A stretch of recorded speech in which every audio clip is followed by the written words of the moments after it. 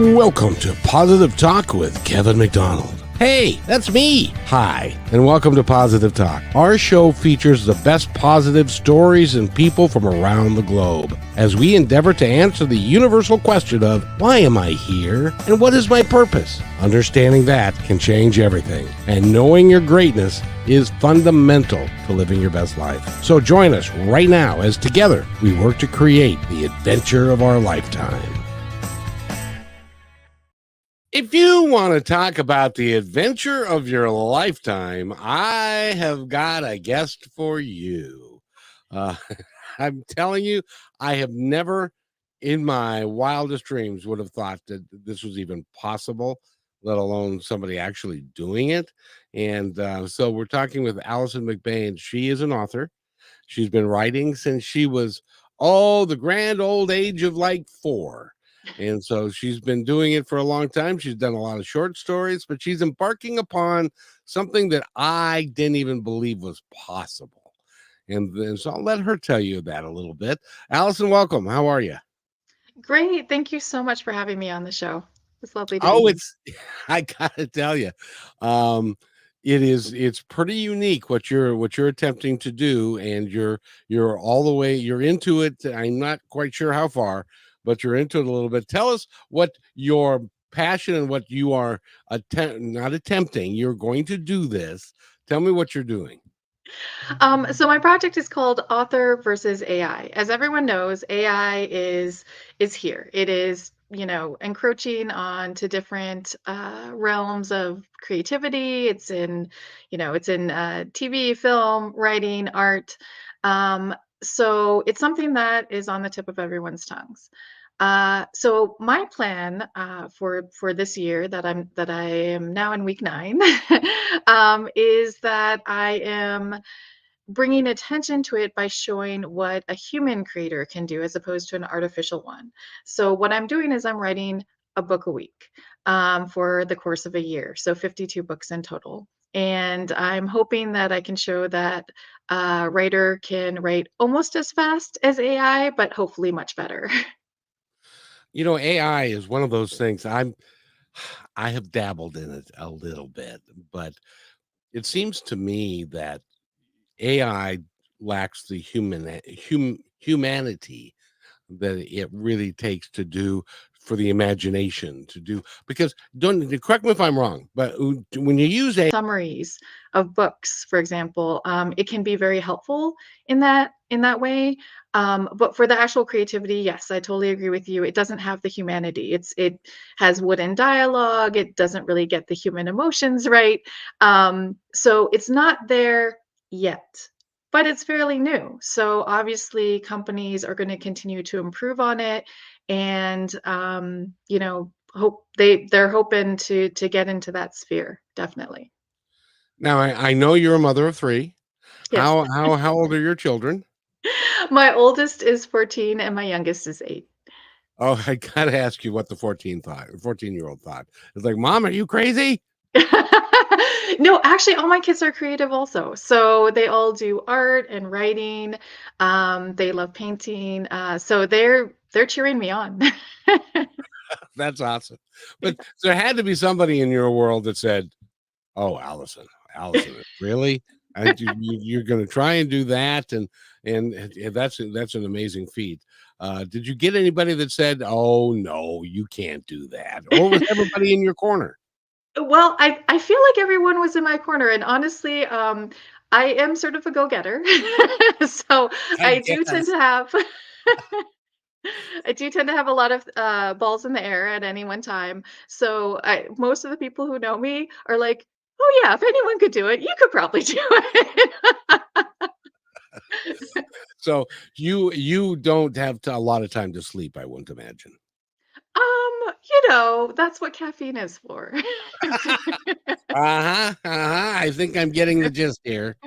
But it really is remarkable because it's kind of isn't it kind of like somebody that wants to raise money for cancer by taking a bicycle from coast to coast or something that's real, or swimming the English Channel or swimming the Atlantic Ocean. I mean, it's a big project. It is. I like to compare it to a marathon, and I have never, just for honesty's sake, I have never run a marathon, nor do I ever plan to run a marathon. That's not my gig. I I'm with But you. but, it's something you train for, and it's something you practice for, and I feel like I've been doing that for years now. I've been training myself to be a fast writer and hopefully a good one. Readers can be the judge of that, but, so this is my marathon. This is what I've been training for, maybe my whole writing life. A lot of writers will tell me when they come on the show that writing is art form all by itself, but then you've got the editing, you've got the publication, you've got all of these different aspects of it. Are you able to write without having to do a lot of serious editing? And can you remember what you wrote yesterday, today, so that you write what it all flows into tomorrow? Um, yeah, so I'm also an editor. So I tend to self-edit as I go. That's not to say any of my drafts are perfect. No first draft is ever perfect, even someone who's been doing it for a while. Um, but I do tend to sort of edit as I go. And when it comes to the publishing aspect of it, I do have a few publishers who are interested in some of these books already, which is fantastic. It's lovely that people are interested in this project. Well, now, when we're talking about the books, we're not talking about a novelette or a 40 or 50. Um, oh, we're being joined by my friend Dana. So I'll bring, hey, Dana, how are Hello. you? Good. I think you sent me the wrong link. Well, wanted you on the next show too, so I may have to hold you over for both. This is Alison McBain. Hi, And Alice. if you didn't get a chance to read her bio, she's doing something that we're talking about that only people like you could do. She's writing 52 books in 52 weeks. Wow. it's it's That's it's impressive. mind-boggling, isn't it? And That's impressive. yeah, because she is and we're talking about the creative process and how that she gets it done and moves through it and stuff. I can't even imagine. Now, I got to ask you. Now, you thought about this before you started. Do you have like titles or synopsis of 52 different books before you even began this? She's in week 9, by the way. Um, and so before you began this, so that you knew what you were going to write as you went through it. 100%. Yeah. So a lot of it was preparation. So I started last year actually in preparing for this. I not only do synopses, I do chapter by chapter outlines, I do character sketches, I have research notes. So I did a lot of preparation ahead of time so that by the time each week rolls around, I can just sit down and write because that would be sort of an impossible task, even for my ambitions, to just come up with an idea on the spot. That would be pretty hard, I think. Well, and Dana is a writer, and Dana, I don't know. We were talking about AI a little earlier. Do you use AI in anything that you do, or I are do. you Yeah. do you? Yeah. And that's because she writes. Well, tell us what you write. Well, a lot of it, what I do with the writing so far has to do with my marketing materials and my website and things like that, and putting it in a way that really works for me. So I haven't used AI for writing a book, and I don't know that that's something I would actually really do because if when I write my books, I want it to be my voice and me and my tone and just so authentically my book, right? So but just with marketing materials and marketing emails, things like that, that it does become easier to utilize. And that's what Allison was saying, is that if it's a textbook or if it's a program like that, it's something that you can do. But it's really tough to do if you're going to write a novel and to put the human element into it. Yeah. Because I know you've written, what genre are you doing? I know when you were 4, you wrote a a horror story about the man in the closet, which was received very well. But what genre are these books? Are they all over the place? They are. So, when I was young, in addition to wanting to be a writer, I read a lot. I read in all genres. I loved histories, I loved biographies, I loved fiction stories, and that never changed. So one of my sort of private wishes was to write a book in every genre because I don't know another author who has done that. I don't So know. part of what I'm doing is I am writing even genres that I haven't written to this point, but I am going to write a book in every genre, subgenre that I can think of. And I might not cover every single one. There's a lot of subgenres, but I'm trying to cover as many as I can. You know, one of my favorite writers of all time, he did westerns, Louis L'Amour, Oh yes. and he had a particular writing style that I'm positive that AI could not duplicate. Because of his style of what was going through the cowboy's head and how it was all working and all that kind of stuff. So I'm really sure that and Dana returns. I'm really sure that AI could not do a genre like Western. Are you going to do a Western? I'll buy. Yes. Western is one of the ones on my list. It's going to be a bit different. There's going to be a twist to it though. What can you share? Or would that be Um, it's going to be sort of a alternate history, and so it's going to be a little bit cowboys versus ninjas. Love it. That's so fun. Yeah, kind of like Kung Fu? yeah. So, but it's not who you think it's going to be. So it's going to be fun. It's going to take the genres and sort of twist some of the tropes. It's amazing to me how, and both of you are both creative people, but it's amazing to me how you can be so creative in so many different ways and be able to write 1,000 words an hour. How do you do that? It's what you love to do, right? And I'm sure Dana will agree with me. Like, you're not a writer like a 9 to 5 job where you clock in and you get your paycheck. You're doing it because you love it. Because if you didn't do it, there would be something missing in your life. At least that's the way I feel. I don't know about you, Dana. Yeah, that's such a great way to explain it. Yes. And then there's something in here that gets to come out, that wants to be shared, that wants to be put into a form that inspires people or gets them thinking or gets them just engaged in the imagination. And yeah, I love that. I think that's such a beautiful way to put that. So let me ask you, because a lot of the writers that I talk to, they all tell me that in many cases, their book comes to them by way of a download. Or from they're not exactly even sure where it comes from. It just kind of shows up. Is that how it works for you? Um, well, I tackle it a bit. The inspiration, yes, I would say. Like, so I have ideas all over the place, and up until this point, it was just finding time to write them down. Um, but yeah, when you're in the thick of it, when you're really in the zone, um, it feels like the story is telling itself. Sometimes because I do write every day and it is my job, I'm also a ghostwriter.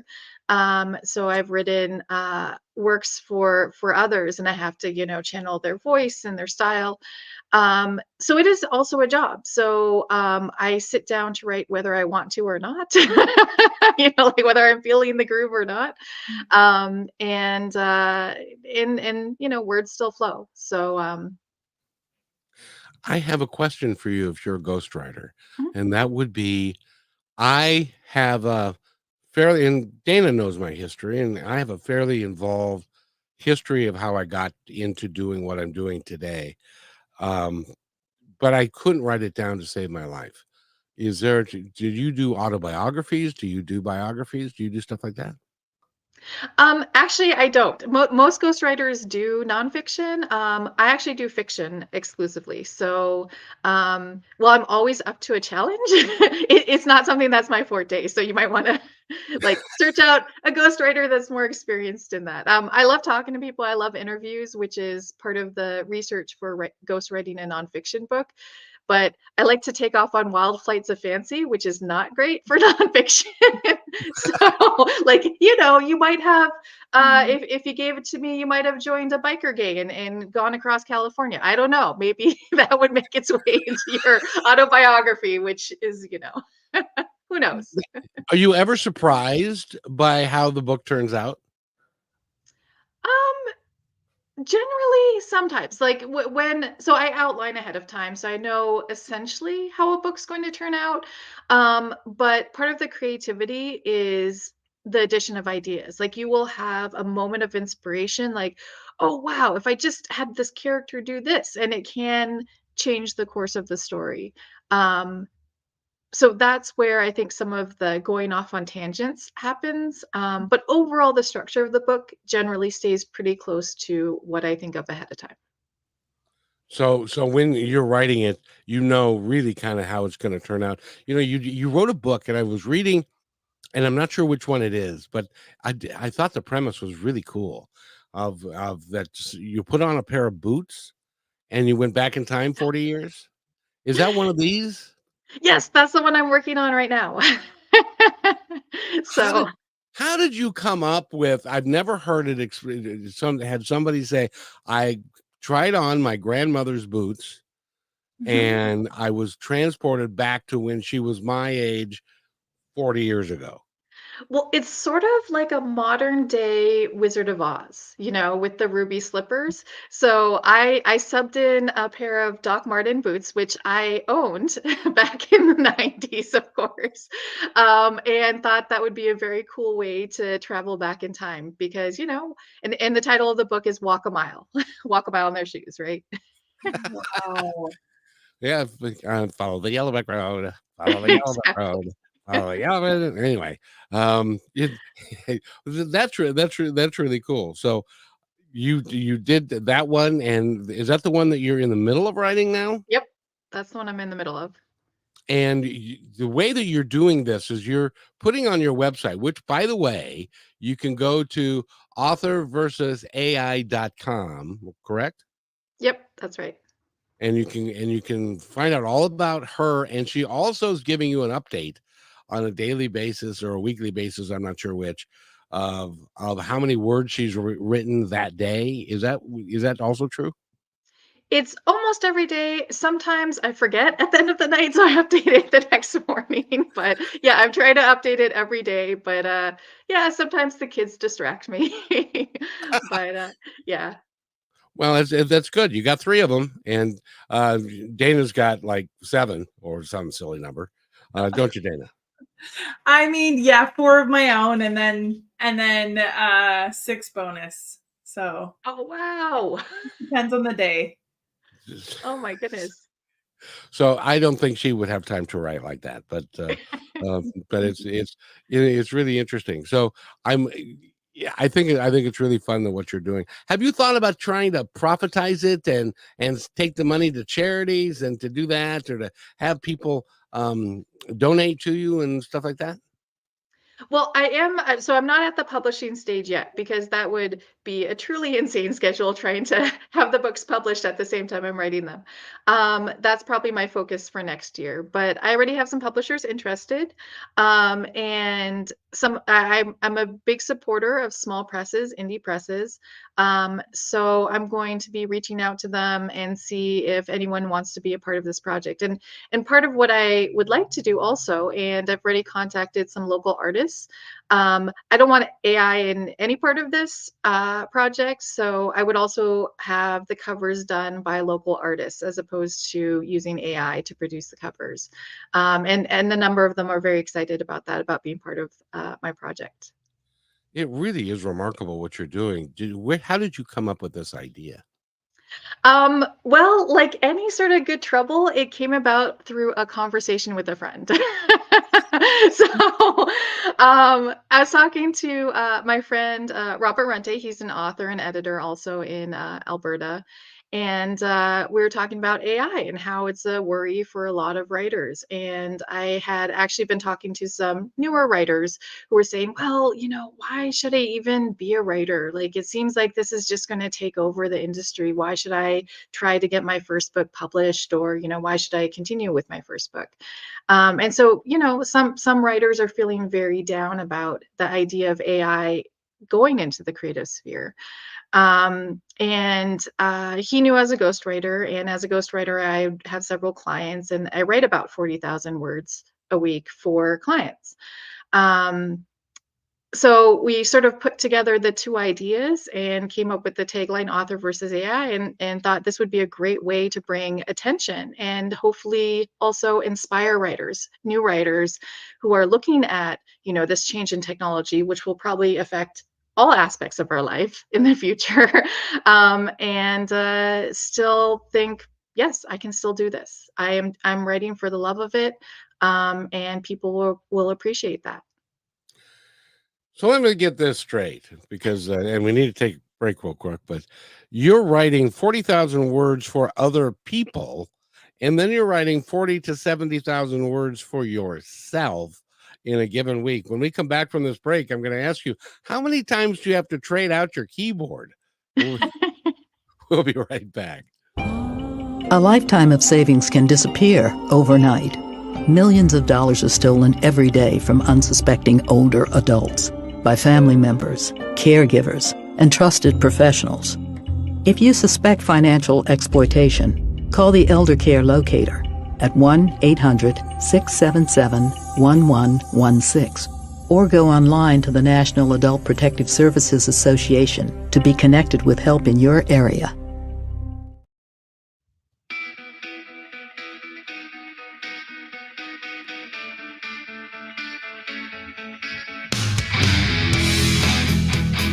And welcome back to Positive Talk with Kevin McDonald. I hope that woke you up. If nothing else does, I hope that did.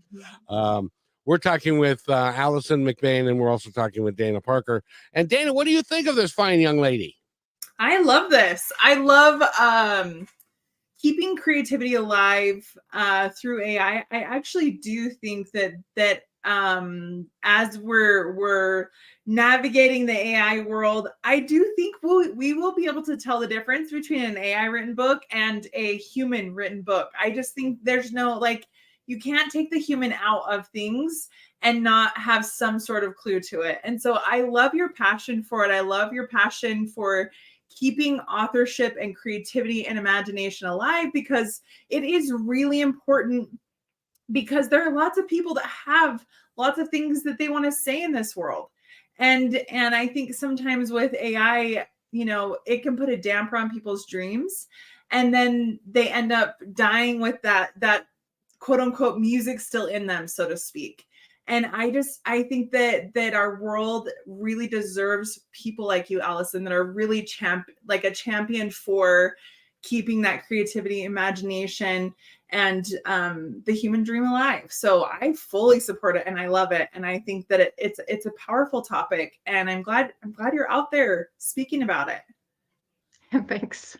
It's I think that a lot of people are really, especially creative people, are really nervous because now they can do an AI voice. Supposedly, I can take my voice and I can record it into the computer, and that will be able to spit out something that sounds like me in my voice. I don't think that's possible, but what have you heard of that, Alison? Is that a thing now? I'm less familiar with this, but I know there have been examples of it. So for example, wasn't there, not to bring politics into it, but wasn't there like a robocall with using Biden's voice in Massachusetts? Yeah. I heard about that. Yeah. Yeah. Yeah, but So I think it's possible. I do too. Are you kidding me? No, nobody can.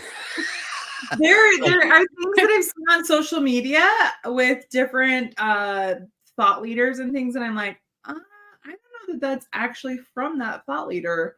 It's interesting. I'm starting to see a little bits of that along the way that I'm like, I don't know. So I do actually think that it is a thing. What are we going to do about that? Because if and I know this would be another book. It's probably on your list of your writing this year. But if you cannot trust the reality of what's being said to you or being shown to you, because it may or may not be real. It may be AI, it may be generated, it may be the voice or the content or whatever. how do we know what are we going to do in the future to is reality going to change? Um, yes and no. So laws always take a long time to catch up with the current technology, right? Especially around here. Um, yeah. So I have a feeling that eventually, maybe this is the direction that we're going to head in. Maybe people will be able to copyright voices or copyright, their way of speaking. Just like people can copyright literature, copyright writing. Mhm. So that might be one direction we go in. But again, it's interesting to see where the laws are going to go and who's going to benefit from them. And right now, for example, there are several lawsuits by prominent authors against AI companies because their work was used to train the AI models without their permission, which seems like it should be illegal, right? Because it's copyrighted work. Yeah. So again, people are trying to help the laws catch up to where the technology is, but again, they're behind. They're always going to be slower. Yeah. And there are things that people do, like as an example, Dana puts together programs, and there are 3 or 4 ladies who get together over a weekend, and they'll all write together the program that they're going to do, and it's all based upon their life experience and who they are and all of that. It If somebody could duplicate that sitting in a basement and doing the same thing by themselves, I would think it would lose some of its validity and some of its abilities. Dana, what do you think? Would that, and plus the fact that you guys have a whale of a good time when you get together over that weekend? We do. That's true. I think, I hope that the laws will catch up, and I hope that they can be quick with that. And I really think that it's important for people like Allison and other authors to continue to speak up about this, because it's important to hold that ground that we matter, our voices matter, what we have to say about this matters, and we're protecting our industry. And so I wanted to say that first. Second, I do also think that it's important that AI, internet, all of these things are actually forcing us to think for ourselves and not just believe everything we're hearing and not just trust everything we're seeing. And it's something I'm seeing in the next generation with my children, and even some of their cousins, is they'll watch a video that's posted, and like my mom, who's older, will just be like, oh my gosh, that I can't even believe that happened. And all the other kids are like, oh, that was fake. That's fake. And so the younger generations are getting it, but we got to catch up, and we got to start questioning things more and really thinking through things for ourselves and not just taking things at face value. So I think that there's value there, and it's going to force us to really start thinking for ourselves, which then I think is going to really turn into innovative ideas, innovative ways of going about things. But it is important to kind of hold that ground of there's nothing that replaces the human creation, human creativity. And so maybe even with this AI, it will force us and put us in a place where we start valuing our own creativity. We're starting to put the work in to be like, here, let's show you the difference between the human creativity and the AI, and start noting the difference, so that we can remember the value of the human creativity, the human creation. And I think that's what Allison is doing really well, actually. So correct me if I'm wrong, but AI takes ideas and thoughts from across the internet, and they take those, and you put in a question, and then it spits out is what it finds already out there. Is that but so it doesn't really create anything new, or any new thoughts, or new ideas. It just regurgitates what's already out there. Am I even close, Allison? Uh, I think it does do a amalgamation, but it's constantly developing. So, for example, it can lie, which is an interesting aspect of it, and it can make stuff up. So I think there was and I keep on quoting this, but I should actually get the actual case. There was a lawyer who actually, I think their assistant had put together some like a brief that included some law cases, and they had used AI, and the law cases actually did not exist, and they got in big trouble with the judge. So it makes stuff up, just like humans do. So it's taking some of the worst aspects of humanity, I think, Mhm. and reproducing them. So it's not just learning good stuff, it's learning bad stuff. Right. Well, and they probably can lie better than we can. Well, there's no tone to its lying, so maybe. Well, see, I'm a terrible liar. I have trouble lying because it just, you see, in my voice, it's in my facial expression. I don't lie well, which is good to know if you know me, because you know that I'm going to tell you the truth most of the time, right, It's true. Dana? It's true. It's true. So you're the person to play poker with, in other words. If you want to win, yes. I don't play poker for that very reason. It's because I give money away. It's like I can't lie. I would be terrible at liar's poker, or just playing a 5-card stud or whatever. I just can't do it. I just can't do it. It's not within me. But if I were AI, I could probably do it just fine.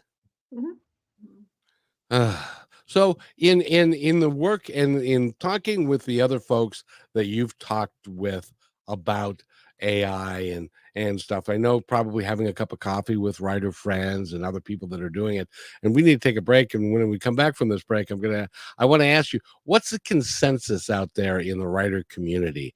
Are they ready to fight back, or are they really nervous about what the future holds? By the way, we're talking with Alison McBain. She is writing 52 books in 52 weeks, and we're not talking about novelettes. We're talking about full on 40,000, 50,000 word books, and she's doing one a week. And go to her website, which is author versus AI versus AI.com. That's it. Author versus a. Sorry, I need a new prescription on my glasses. And we'll return in just a second. We've got Alison and we've got Dana Parker with us as well. We'll be right back. You're listening to Brushwood Media Network, the best in syndicated talk, news, and entertainment shows. As you go about your daily life, look closer. As you gather with family and friends who love and support you, look closer.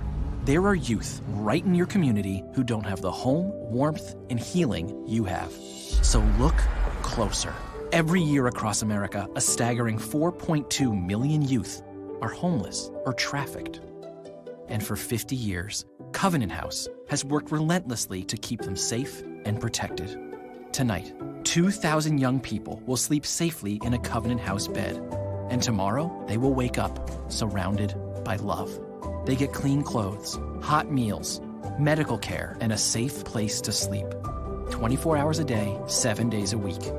In sites across America to help them fulfill the great promise of their lives. So look closer at Covenant House. To help or get help, go to covenanthouse.org.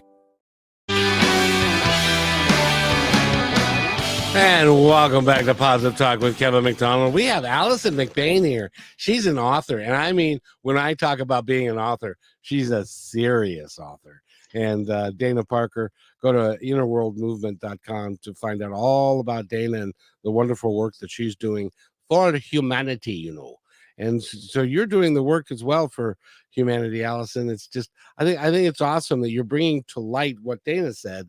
You are bringing to light what this issue is and going forward how it's going to be, because even if they create laws, if our Congress ever got their act together and they were to create some laws, not that this is a political show, but I'm just saying that, but there still would be dark actors out there that would be doing stuff differently. What is the community, the writer community? What are they thinking about this thing? Because it's happening so dang fast.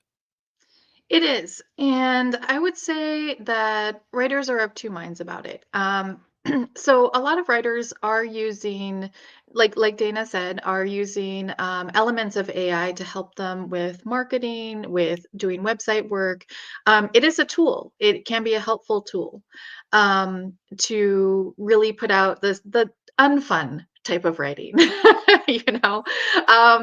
But there are a lot of writers who are very against it, and editors, I should say, too. If you look at a lot of magazines nowadays, especially smaller press magazines, I actually am the publisher for a magazine called Scribes Micro, which publishes once a month. And we have put in our submission guidelines no AI writing. And a lot of magazines are doing the same thing. Because there is a lot of value, as we're talking about, in human creativity. I actually belong to a collective of writers that is under the umbrella of Dancing Elephants Press is the name of it. I love that name. And they just released an anthology where I have a piece in there too, that is called HI versus AI, so human intelligence versus artificial intelligence. And it's a collection of essays and poetry and fiction, all tackling the idea of where does AI belong? Well, not in our writing. So, and the collective, I think at this point is over 300 now. Maybe it's closer to 500 now. I haven't been keeping up with how many authors have joined in. But there is definitely a growing movement that is anti-AI for the creative world. And it doesn't just include writers, it includes artists too. There are a lot of artists who are, very anti, what AI is doing, because again, it takes images, copyrighted images from the internet, and is using them to produce new images. So. Well, I want to remind everybody that the Actors Guild and the Writers Guild were on strike for a very long time because of this very issue. They wanted to make sure that they were going to get paid for the work that they did and that they weren't going to get replaced by some artificial thing that the producer could save a bunch of money by not having to pay a writer for. Which I can't believe that. I'm old, apparently. Dana, how old am I? I must be really old. I mean, you're getting up there, Kevin, but you're still young at heart. Well, but this is so different. If you would have said, Allison, I got to ask you, because if you were a science fiction writer 10 years ago, before you ever heard of AI, and then you came up with what is actually happening today, nobody would buy it because they would say that's too far out there. That would never happen, wouldn't they? I don't know. It's been actually a common theme in a lot of science fiction writing. Science fiction is also a genre I write. So I have written about it, and actually one of my books tackles AI. And again, I love to twist people's expectations. So in this case, AI, it's about 50 years in the future, and this is a book that I wrote a couple weeks ago, and people have reacted how they're reacting now as anti-AI. So it is actually outlawed. So only basically dumb AI is allowed, and that's how robots are programmed. So everyone has sort of like a personal assistant that's a robot. But one rogue person, of course, who's has a lot of money at their disposal, decides to create AI that is actually self-aware and is able to help them in their quest to become a superhero, of course, of all things. And so the main part of the story is that the creator, who's human, passes away, and the robot steps in as the intelligent intelligent robot to save humanity. So that way, AI is a good thing, but it probably isn't in the real world. Dana, what do you think of that? Wow, that's a really fascinating storyline. I love it, and interesting. And yeah, I think there's pros and cons to everything in this world, and just like AI, pros and cons for sure. And yeah, fascinating. Well, you know what is interesting about that is that there are people, and Allison, you're so busy writing that you haven't had an opportunity to talk about or listen to some of these people. But there are people out there who actually believe that there are people that are famous people, or famous people who are or who have passed away, but they really haven't passed away. They've just been cloned. Oh Um, yeah, I heard about that. so that's another one of those. He would never say that, but his clone did.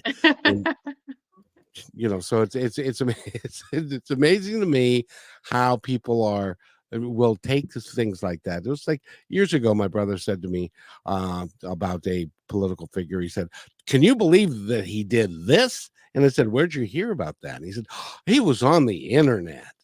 And so now everybody knows that you can't trust the internet. And so now we're not going to be able to trust it at all. And even the voices that people use, I wonder if there's going to come a time when you're going to go, I should do this in my own commercials that I voice. I should say, and by the way, this is not AI driven. This is a real person. Before I do that, what do you think, Dana? Yeah, for sure. Maybe we will have to start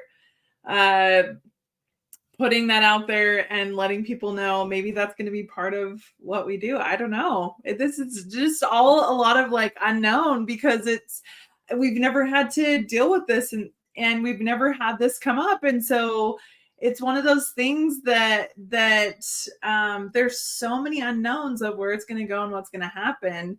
And I think probably the best thing we can do is intend for positive outcomes for all involved, and to take action in the ways that we feel, in the arenas that we feel, to really protect each industry that AI will disrupt, I'm a firm believer, because this is Positive Talk Radio, of course. I firmly believe that what humanity is capable of doing.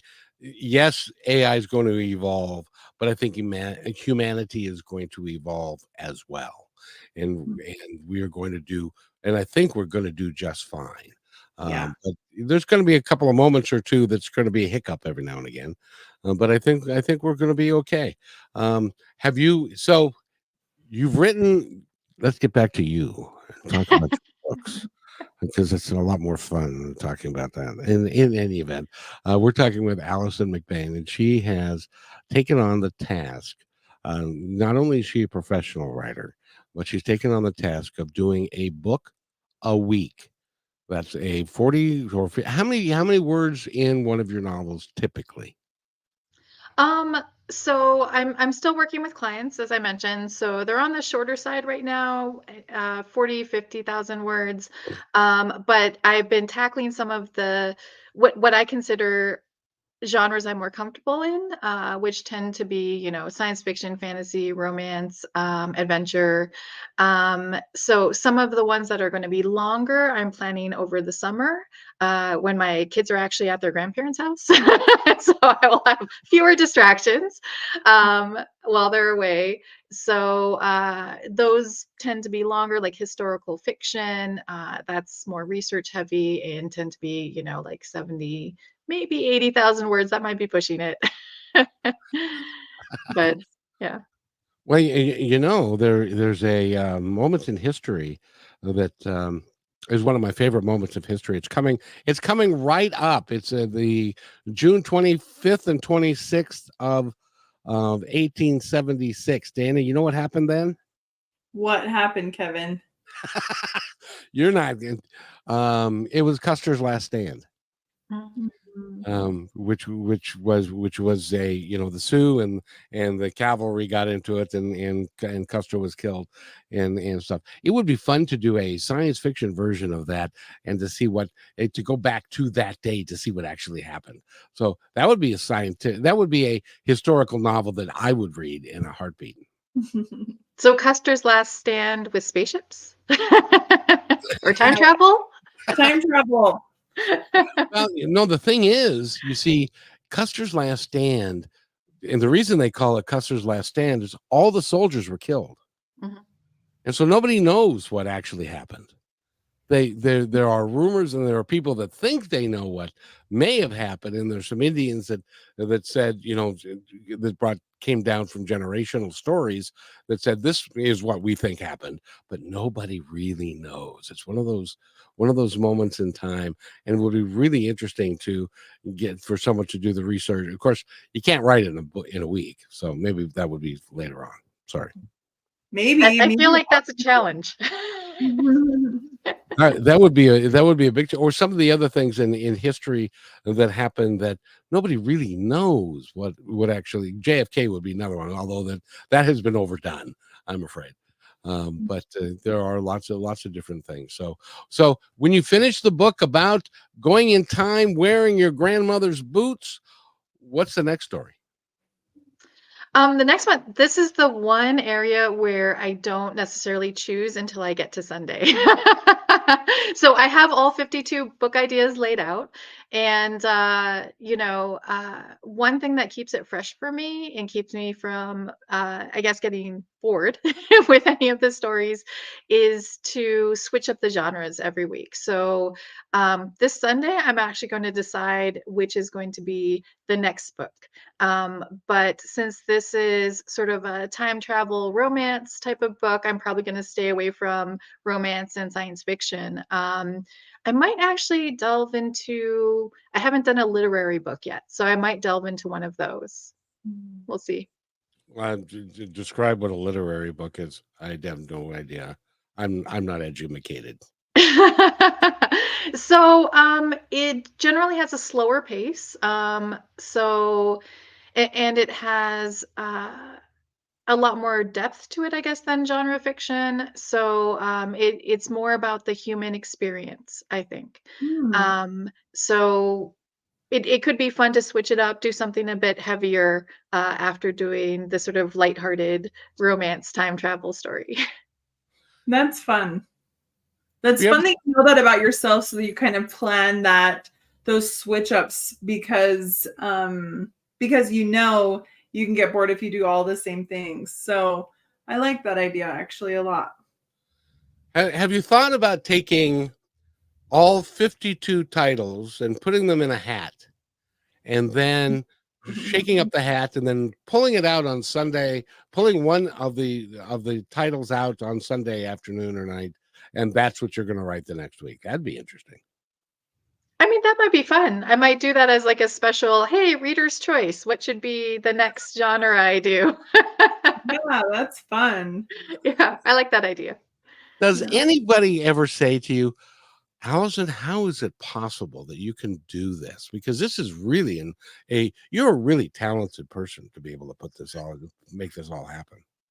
Oh, thanks. Yeah, people ask how I am doing, and so I'm always happy to explain. I actually just last weekend gave a workshop about how I'm doing it, from conceiving of the idea, how to do the outlines, how to do the summaries, how to do all the research and prepare for writing a book a week. So yeah, it's something, and this is the one nonfiction book that I'm going to tackle at the end of this whole project. So my 52nd book, I actually know ahead of time, is going to be a nonfiction book about how to do this. So I'm going to outline all the steps. So anyone who does want to try writing a book a week will be able to have sort of the roadmap on how to do it. I love that. And I got to ask you too, because a lot of people work at a computer all day long, and there are health implications with sitting there working at and I assume you write it in a computer, or do you handwrite and then transpose it? What do you do? Oh, my hand would hurt. I think I would get a bad cramp. So give the people who, because a lot of people would sit there and work at a computer all day, and you're writing all day. What do you do to get out and to move and to get up and walk around a little bit? Well, I take a walk every day. I live in sort of a rural area. It's very nice, and I like getting out. And now that the weather's warm, it's nice to do it. But yeah, I get up frequently. I make a cup of tea. I talk to my kids. I pet the cat. I like to be I might write for an hour, but then get up and do something else. So my day is sort of long. I start pretty early in the morning to get all the words in that I need to. And also work with my clients, and I sort of split up my day. So I might do client work in the morning and then do my project in the afternoon and evening. But yeah, I believe it's very important. Like, you don't want to sit all day and not get up, because that's a good way to get, like, I don't know, blood clot, heart attack, something, like something negative. Not to Well, mention it kind of stifles creativity. I think when you're just in the same space, in the same thing, and for too long, it can really stifle the flow of creativity. Even in the work that I do of creating online content and things like that, if I don't like get up and move and do some things to like just change up the routine, the energy, whatever, it can really some days damper the creativity, or even just stop that flow, when you're in that flow for writing or doing whatever work you're doing. So Yeah, definitely. There's a gal, and her name is, well, first of all, let me take this break, then I want to tell this story real quick and see if this has happened to you. We need to take our last break. It'll be real quick. It's 30 seconds, so stay with us. We'll be right back. We're talking to Alison McBain. She's writing 52 books in 52 weeks. Yikes. We'll be right back.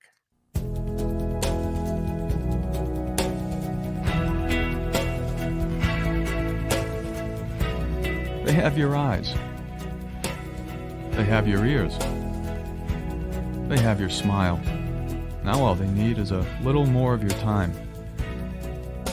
Make a difference in your child's life, because anyone can be a father. It takes time to be a dad.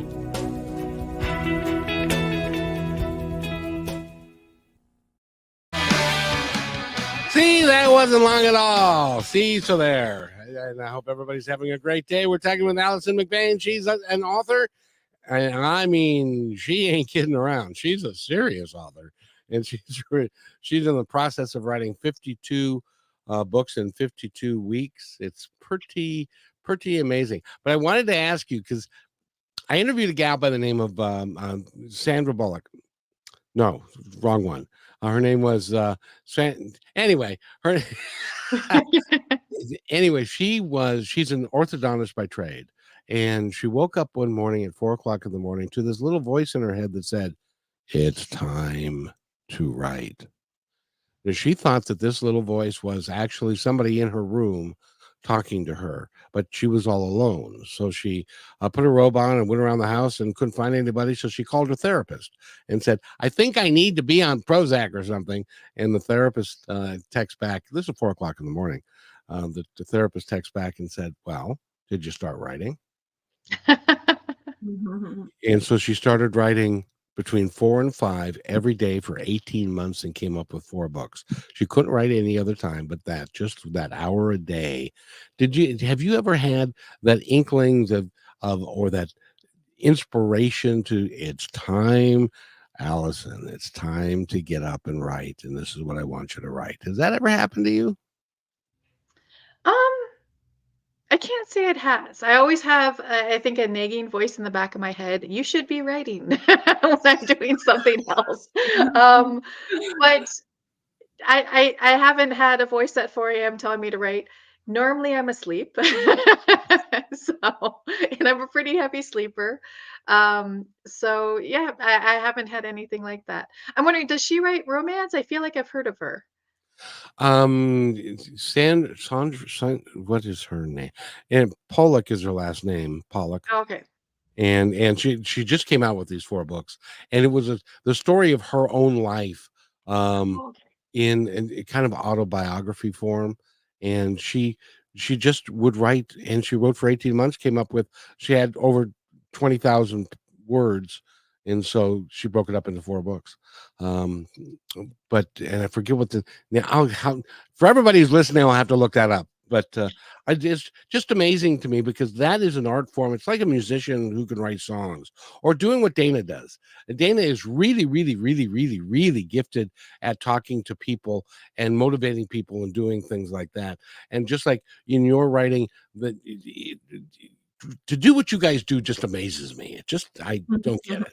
So I just want to say that. Well, everyone has that genius in them. I believe it's in everyone, that genius, that creativity. And I really do think it's a matter of listening, taking the time to listen and tune into that. What is my purpose? What deeply fulfills me? What am I here to do before I leave this planet? And when you're going that route versus saying, oh my gosh, everyone else is way more creative than me. Everyone else is way more this than me, whatever you fill in the blank. I think when you go within and you take that time, you'll find you have it too. You have that creative genius for something. And I think really asking for insight on that is a valuable time investment, actually. So highly recommend it. Ooh, Alison, are you going to do a book about, since she brought up, after you leave this planet, is that going to be one of the genres you're going to write about, is like life after death and what and a fantasy about what happens there and stuff like that? I actually, yes, that is one of the I knew it. I knew it. Yeah, that's funny. Yeah, if there's a genre, I have all the genres listed on my website. So if there's a genre I left out, I definitely welcome reader input to suggest something that I forgot, because you never know. Someone asked me what I'm going to do after my 52 books are done, and my joke, of course, is I'm going to sleep. but it's sort of like. I don't know if the next day I'm not going to write. I might just continue. Maybe not a book a week after that. Maybe I'll slow it down to a book a month. But I don't think I'm going to drop my pen after that. You can't. No, this is what you were born to do. And that's one of the reasons why I'm glad that you came on the show, because and Dana's absolutely right. You're living your passion. You're doing what you love to do. You love to do it so much that you're doing it 10 to 12 to 14 hours a day, and you're doing it for yourself and you're doing it for other people as well. So writing is in your blood. Yep. Definitely. So we've just got a minute left. I would like you to be able to, anybody that is a budding writer out there, somebody that has not gotten started but is saying, I feel there's a book in me, give them some guidance on how to get started. Well, the number one thing, which a lot of aspiring writers forget, is that you just have to write. First drafts are never perfect. Even after you've been doing it for years, you're not going to have like an award-winning book when you first put pen to paper. You have to work at it. It's like any other profession or hobby. You practice, and you get better. So just keep on writing, no matter what. There's a lot of rejection in any sort of creative endeavor. Be your biggest fan. You always will be. You always will be the one who believes most in yourself, but you'll find others who believe in you too and love what you're going to write. So just keep at it. Just keep at it. It doesn't have to take you a week. It could take you a year. It could take you 10 years. Get your story out. You have a story worth telling. We've been talking with Alison McBain. Go to her website, which is authorversusai.com. Find out all about her and all the books she's written, and follow along with her, because she's updating it every week and letting you know where she's going and stuff. It would be fun to follow you along to see how you're progressing throughout the year. Thanks. And I am releasing, I'm reading excerpts from each of the books I read each week or write each week. So yeah, you can totally hear what I'm writing. And that's on YouTube. How do they find the YouTube page? Sure. It's through my website, authorversusai.com. There are links on the page. Very good. And I say the same thing about podcasting or radio show hosting, is very much the same thing as doing what you're doing. You just can't quit. You got to keep on doing it. So I got to ask you, you've been on a lot of podcasts. How did we do? Am I okay? You are fabulous. I love talking to you and Dana. This was a lot of fun. See, Dana, I try and get as many compliments as I can just because I'm insecure. Kevin, you're doing great. And Allison, thank you so much for joining us. Thank you for the gifts that you're offering, not just in your writing, but also in the realm of other authors, other people who feel that they have those books. They want to be writers, aspiring writers. Like, thank you for keeping that alive and being protective of that industry. And I really commend you for your work. And I found your website. I found everything. So I'm going to start following you too. And I have a couple of friends that I'm going to send over to your website. So thank you so much. Awesome. Thanks for having me on the show. Both of you. It was fabulous. I had such a great time. We're so glad. And keep it up. Keep going. You're going to make it. You're going to get it done. And you're going to win. And then you're going to go, oh, crap, I did that. Now what? So anyway, Alison McBain, go to her website, which is authorversusai.com. Find out all about her. Dana and I will be back in a few minutes with another. I think Dana will be back with with another episode here in a little bit on YouTube. So hope you'll stay with us. And thank you so much, Alison, for being here. Thank you. Thanks for listening to this episode of Positive Talk with Kevin McDonald. Our purpose is to provide everyone with a positive, entertaining, and educational experience. I would love your feedback and comments about the show, including possible topics and great guest suggestions. Please email me at kevin@kmmedia.pro. And remember, be kind to one another because each other's all we've got. That's Kevin at KM.